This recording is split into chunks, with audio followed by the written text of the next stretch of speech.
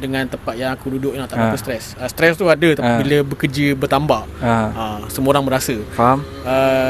Dia tak stresnya bila macam mana? Bila kau dengan kawan-kawan kat sana kan. Ada orang yang kau kenal, kau boleh bercerita.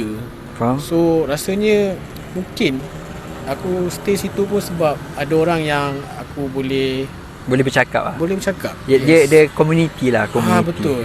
Taman dulu lah sebab time tu muda lagi kan. Lepas habis diploma terus kerja. So banyak friend kat situ lah. Friends come and go pun ada juga. Standard. Tu biasa. Tapi yang stay tu ada yang stay. Faham? Okay, daripada kerja kau. So yang ni part yang paling best lah. Sebenarnya ni je tujuan podcast ni. Kau buat side job kau. Side job kau, boleh kau cerita kau buat apa sebenarnya? Side job is actually an old side job lah. Dulu aku buat macam modelling.